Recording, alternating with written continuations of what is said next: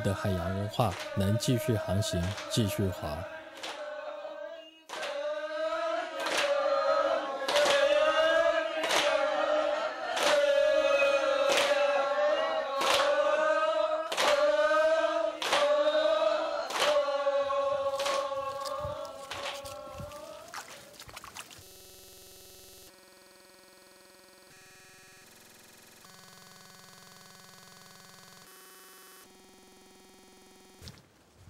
其实，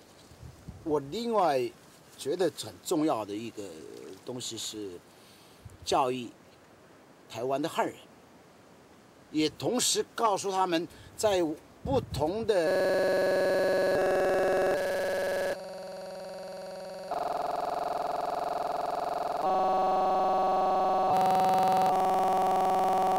台湾的这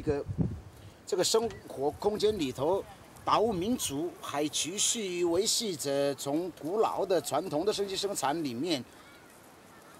习得的这些传统的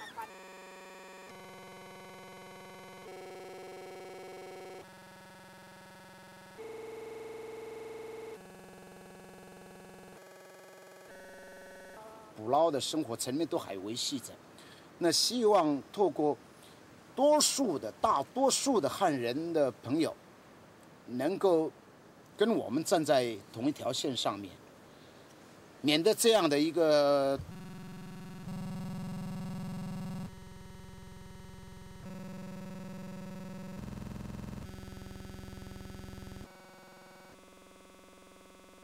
达悟民族的平板舟文化一旦丧失，是对整个台湾的历史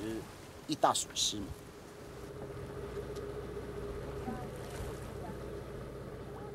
同时，透过这样的一种划船的活动，取得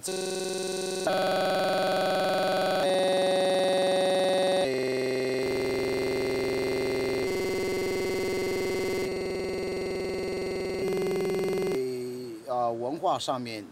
或者是在整个互动上面，有一个比较好的平台，来作为一个可以对话、可以沟通、可以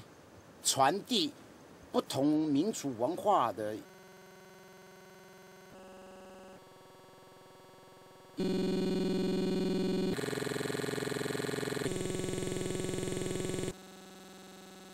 交流的平台。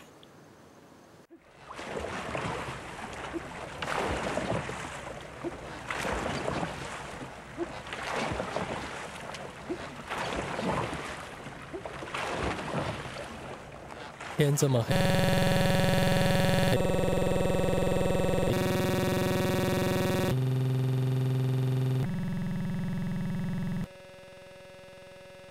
风这么大，爸爸捕鱼去，为什么还不回家？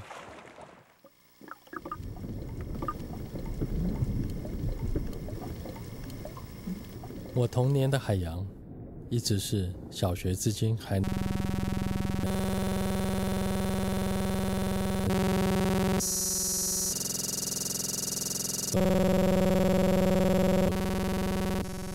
记的课文，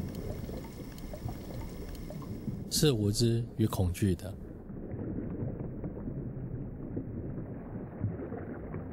1989年来到兰屿，从美美的珊瑚礁开始，慢慢